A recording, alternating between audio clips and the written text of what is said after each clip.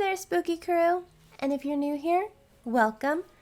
My name is Jacqueline, and this is Makeup Tales. On Tuesdays, I bring you my Tuesday Tales, where I narrate a spooky story while I complete a makeup look. On Thursdays and Saturdays, I bring you just spooky narrations. If you're interested in spooky content and you love makeup, I suggest you like, subscribe, and don't forget to hit that notification bell. Also, leave a comment down below what was your favorite part of this story. It's a real good one. Disclaimer: the following story is intended for a mature audience. It may contain graphic depictions, death, gore, sexual themes, drug use, and adult language. Viewer discretion is advised. For today's story, I bring you another amazing story by Reddit user erutious. If you're interested in checking it out, the link is in the description below. Alright, let's get started.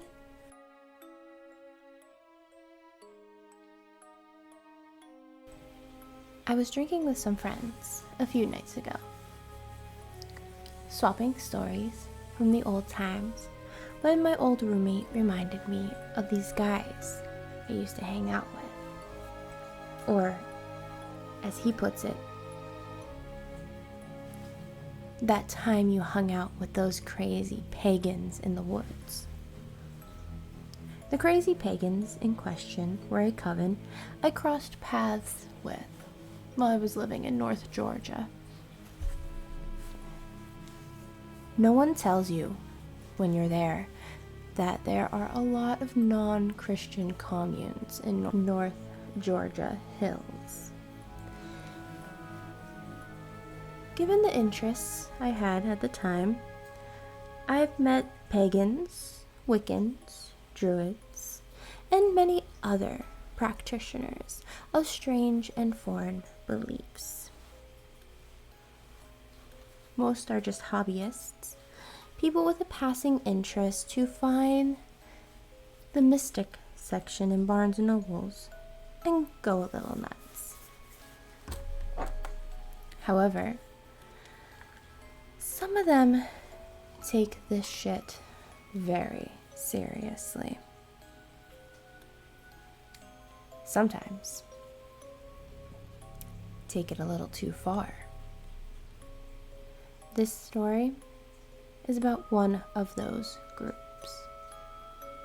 I had taken an interest in religious studies. It had led me down a rabbit hole that had led it to a general interest in the occult and mysticism. This led to a lot of brooding in the back of my college library, reading over old books, and making notes on strange subjects and odd topics. I had taken an interest in runes, and that was how I met Patrick, or Wormwood, as he was calling himself in those days.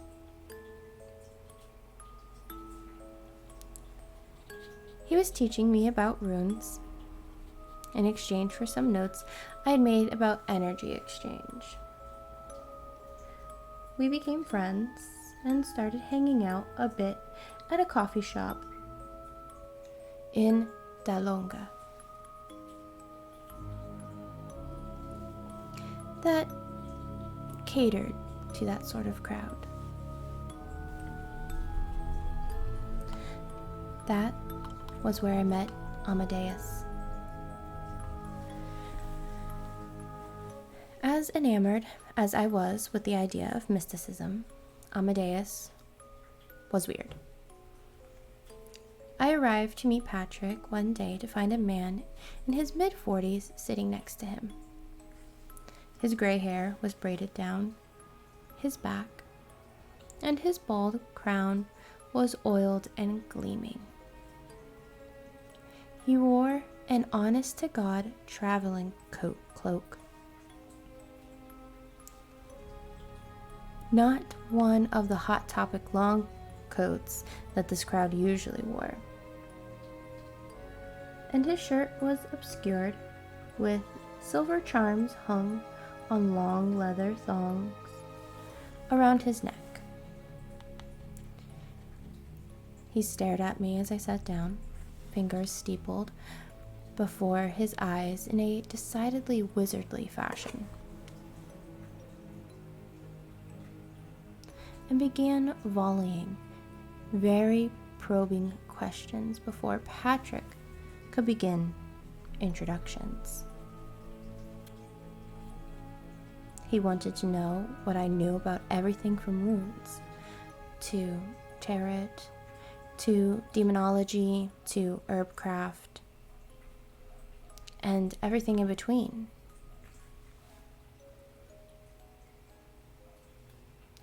I had studied quite a bit, and I was happy to flex my knowledge for him, so we spent about an hour talking shop. If I'd known what he wanted, I'd have left right then.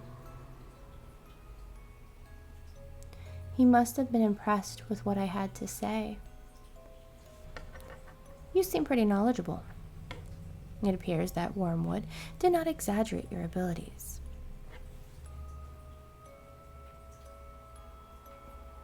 I'm looking for someone to come into the woods with us for a gathering. I need someone capable of setting up and maintaining a protective circle around our campsite and act as a guide while we await the spirits. I'm willing to pay if you're willing to come out with us for the weekend. We talked a little more about what was expected of me and came to an agreement. I would set up the protective circle, provide scholarly advice, and keep them from wandering into the forest in the event that something took notice of our gathering. This would be a standard gathering for them. Some 20 members of their coven coming together. And Amadeus was pretty clear that it could get rowdy.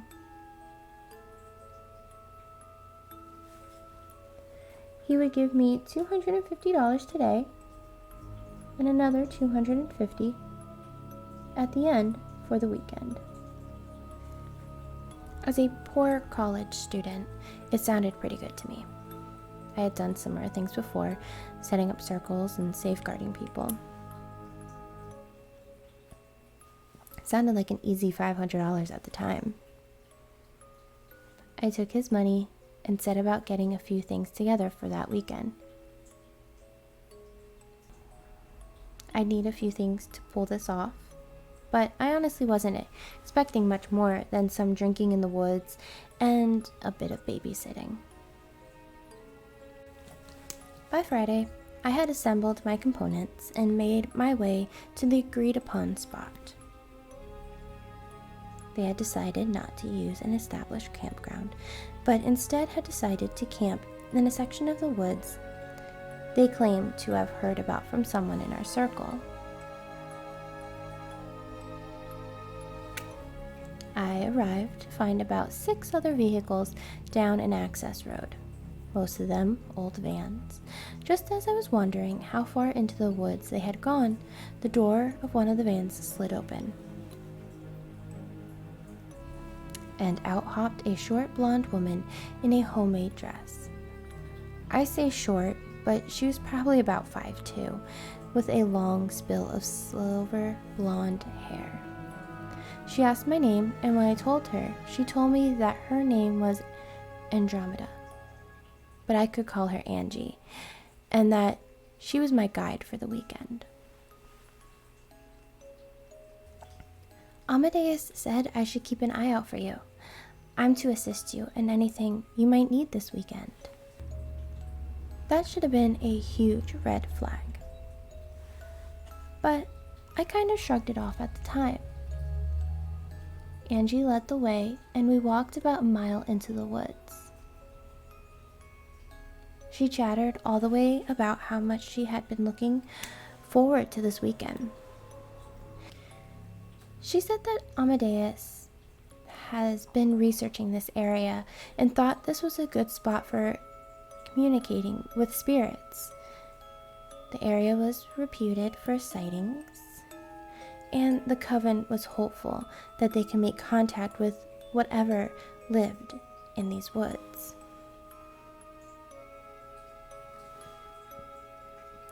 They kept saying coven, but as the campsite came into view, I was beginning to wonder if cult wasn't a better word.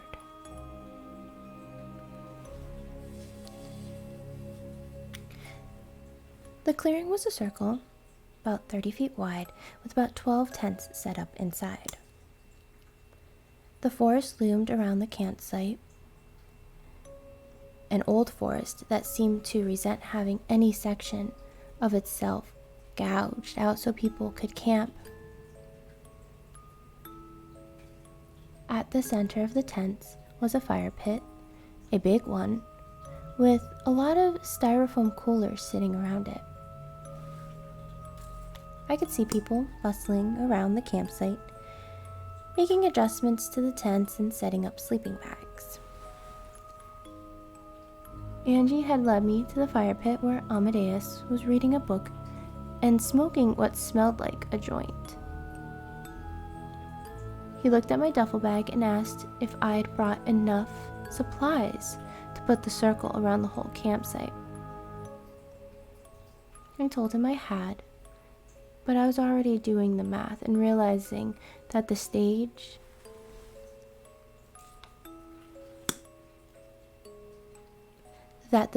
I had brought would go quickly. He nodded and told me there were more supplies in his tent if I needed them. He also told me that Angie was going to work with me this weekend. Use her in any capacity you see fit, he said. And the lecherous grin was hard to miss. That was red flag number 2.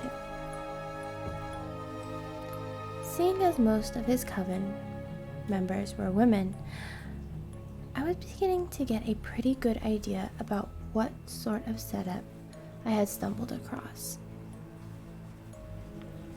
I felt a little squeamy about it, but if they were comfortable with it, then who was I to judge? I had already decided what capacity I would use Angie in that weekend, and whatever ideas Amadeus had didn't figure into them. I wasn't opposed to sleeping with women I had just met, but the idea of sleeping with someone who might not be 100% okay with it was a non-starter for me.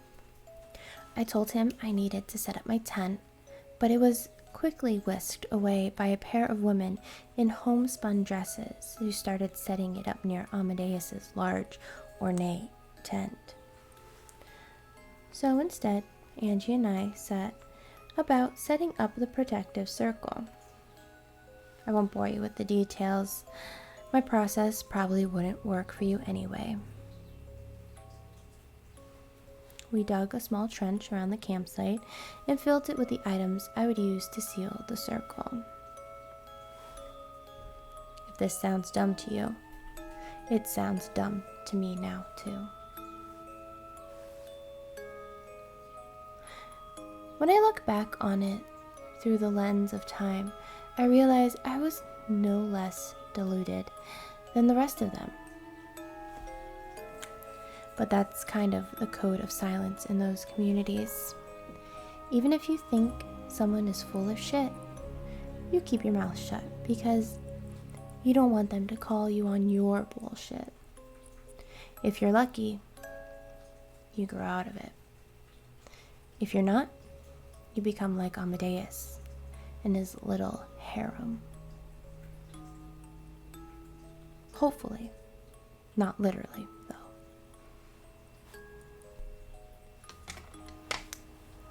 By the time I finished, I was sweaty and ready to settle down for the night. Angie had actually been a pretty big help, and as we talked, I had learned that she had grown up in this community. One of the women, whose hair was very similar to Angie's, kept bringing us water, and I started to suspect that Angie might be her daughter. We set up the ingredients, and as we finished, I instructed her to start lighting sage bundles I had placed every few feet. Once they were smoking, I lit the stick and leaves I had put in there too, and hoped they would create a smoldering circle that would last until morning. When we stepped back inside, I spoke some pseudo-Latin, made some vaguely mystic hand gestures, and declared the circle closed.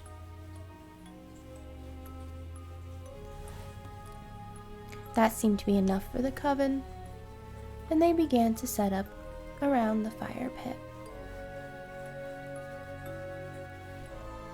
The coolers, as it turned out, were full of beer.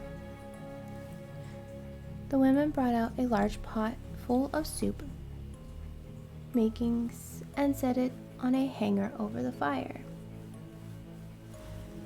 Amadeus brought out a trunk from his tent, and I saw him passing out baggies of what I assumed were drugs. Mushrooms seemed to be the drug of choice. There were a lot of pipes being lit, and more than one person snorting something off the back of their hand. A group of young men were listening to Amadeus wax philosophical, and he leaned over to let me know that my secondary duties for the evening could begin now. I sighed. I guessed I was on guide duty. I'd played the guide before at gatherings like this, and it's rarely fun once people start using drugs and getting drunk. I guess designated adult sounds less fun than guide. But that was essentially what I was there to do. My job was to make sure that no one wandered off into the woods, no one slept on their back and drowned in their own vomit, and no one tried to jump into the fire. Amadeus and his flock drank heartily and used heavily, but I was surprised at how tame the gathering was. Amadeus and the 5 or 6 young men were pretty much waited on hand and foot by the 24 women. And Angie seemed to think it was her job to do the same for me. I had soup when I wanted it, despite me telling her I could get it myself. She also intercepted anyone who tried to offer me a beer or a drug and kept a bottle of water close at my hand. She helped me with the 2 or 3 times I needed to keep someone from tripping into the circle, and was a delight to talk with. She was knowledgeable about a lot of the same things I was, and I found myself having a good time, despite being an outsider in what was likely a cult gathering.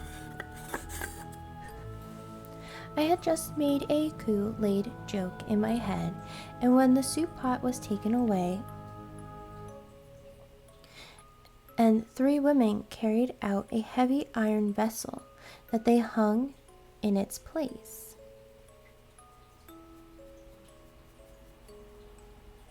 It was ugly and ill-made, not the beautiful thing that you usually think about for these sorts of things. It looked like a big teapot, so much as anything, and the women started shoving bundles of herbs into the top of it. I had no idea what kind of herbs they were, and when I asked Amadeus, he just winked at me and tittered. I told him that if they were planning to flood the campsite with smoke, I wouldn't be able to guide them if I was under the influence of whatever was in that pot, too.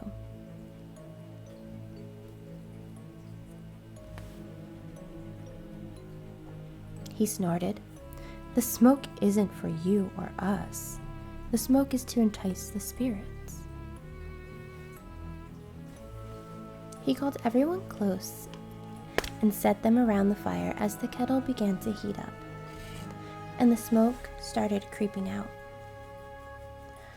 Good evening, my children. The meal has been eaten, and the circle has been set by our most generous guide. This was followed by applause, and I nodded half-heartedly. Now, for the reason we are all here. This smoke will attract the spirits that dwell in this forest, and we will be free to view them from a safe distance, as they will be unable to cross our barrier. The smoke had begun to increase a bit, and I could see it making its way up the spout and across the campsite. It smelled terrible, like burning syrup, but it didn't seem to have much of an effect on anyone. Most of them were already tripping on mushrooms or any number of other things, and the smoke did little more than make them wrinkle their noses. As it began to billow out, the herbs catching fire, Amadeus continued to talk about philosophy and magic and a good number of other things. His followers sat dutifully, hanging on his every word. And I tried to be polite as I checked my phone to see if I had any service. To no one's surprise, I had no bars. So I put it away and tried to act interested in Amadeus's impromptu TED Talk. It was about 30 minutes later that I started hearing noises in the woods. The smoke was pretty thick by then. Amadeus giving his dissertation in a fog bank when I started hearing noises. I mentioned this to Amadeus, and he got pretty excited. He instructed his followers to start chanting, taking it up first as I started copying him in a shaky, undulating tone. I got up and went to the edge of the circle, kind of figuring the smoke had upset some of the natural wildlife. And I wanted to see what we had attracted to the attention of. It was midsummer, and the idea that we had pissed off a bear or a small group of coyotes or feral dogs was not outside the realm of possibilities. I stood at the edge of the circle, not wanting to break it and mess up the protective magic, and squinted out into the dark woods.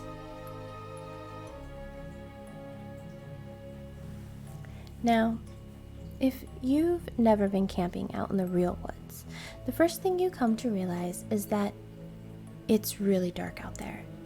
I know that sounds obvious, but it's a different kind of dark than your normal city dark. The woods really only have to deal with the intrusion of the moonlight at night, and with the campfire starting to come down its normal roar, it was very dark outside the circle I had made. I squinted and looked, but honestly, a bear could have swiped my face off before I saw him. I could hear something crunching around out there, something that sounded big. I returned to the fire, the flock still chanting and yodelating.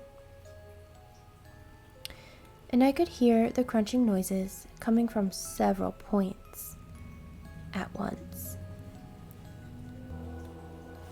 "He has heard our call," Amadeus rejoiced. That was when the trees started shaking. Out in the woods, I could see the shadows of trees being shaken and pushed violently. Limbs were snapping all over the place, and as they shook, there was an underlying sound accompanying it. Something was scraping the tree bark, being peeled away angrily as whatever it was, whatever they were, kept battering the trees around the campsite. I say they because it wasn't just one tree that was shaking. It was 2, then 3, then 7, and before long, it seemed like the whole forest was trying to get up and leave. Above the sound of shaking trees and snapping limbs, I could hear animal sounds too. I could hear dogs, cats, birds, the grunt of deer, the growls of a bear, the snort of horses, and all of it around the campsite. I've been present for some weird shit. Shit that makes me feel pretty secure in my beliefs about something being out there. But this was different. This was downright terrifying. The flock, however, is ecstatic. This is apparently what they had been waiting for, and they quickly moved to the edge of the circle so they could see what they had come to see. I, however, went back to my tent to get something out of my duffel bag. I was kind of done with this, the magic having gotten pretty real pretty quick, and I wanted to see what exactly was out there.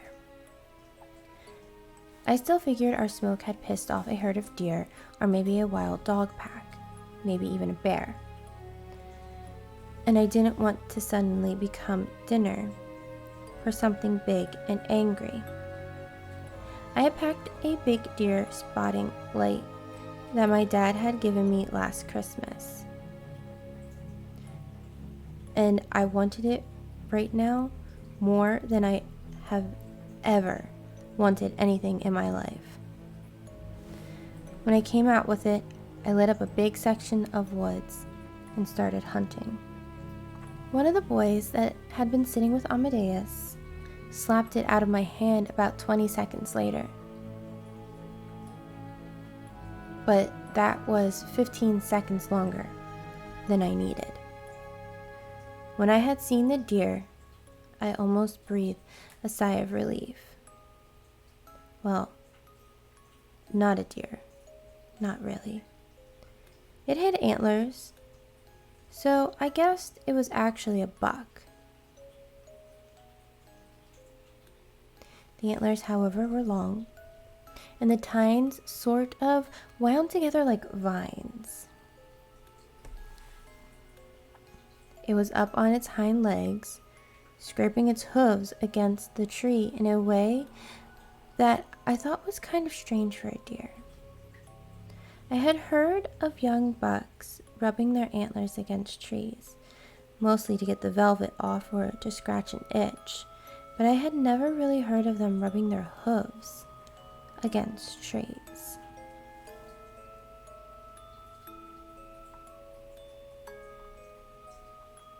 When it turned its head to look at the light, its eyes glowed like a dog's in a camera flash. When it turned its head, I could see that half the velvety skin was torn, showing the muscle of its face and the bone beneath. I took all of this in before the light was slapped out of my hand, and I backed away from the circle, suddenly wanting none of this. People were standing around the edges of the circle, and as I backed away, I saw someone step over the trench and walk into the woods. Others followed suit, stepping into the ditch and snuffing out the sage. This would create holes in the circle. This would allow whatever was out there to come into our campsite. In my mind, we were breached already, and this job had just become pretty dangerous. I am completely unashamed to say that I went to my tent, dug the padlock out, and padlocked my tent from the inside, and stayed there until morning. As I pulled the sleeping bag up around me, I could hear people outside the tent. From the dancing fire pit, I could see shadows of things in the campsite as well. Some of them were on 2 feet, but some of them walked on 4 feet. Some of the people out there laughed, others cried. A few were definitely screaming as they plunged into the dark woods. I shivered with fear till morning, and when the sun came up, I collected my things and got out. The campsite wasn't some sacrificial pit, though. I could see people lying around the campsite, some in various states of undress, and area around the bonfire was trashed. Coolers were smashed, beer cans were stomped and torn, and vegetables and food packages lay strewn everywhere. Of Amadeus, there was no sign. I never saw him again, and Patrick said no one had heard from him after that night. His coven dissipated after that, and I never heard from any of them again either. I was never paid the other half of my fee, but I suppose that was fitting. I had failed to guide them, and their ritual had gone astray. All I know is that I ran the mile back to my car and never looked back. I did a little research of my own when I got home. Turns out there have been a lot of weird happenings in those woods.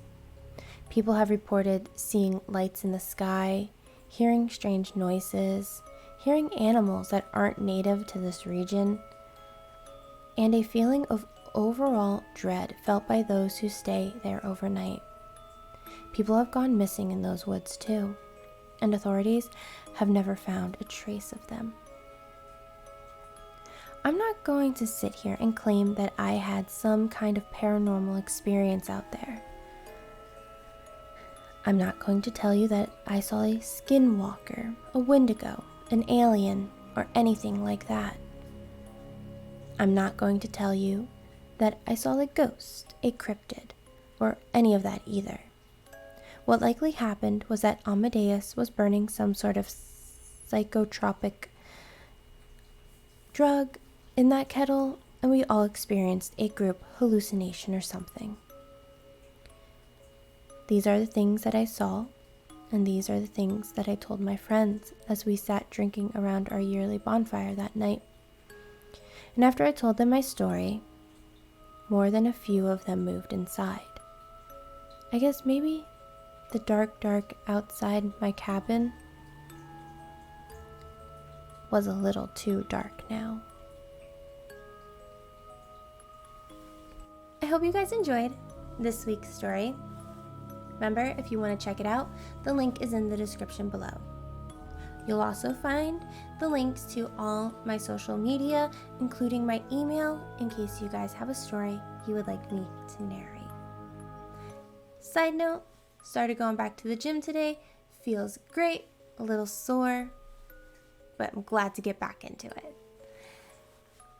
Alright, I will see you guys next time, and remember to stay spooky and stay glamorous.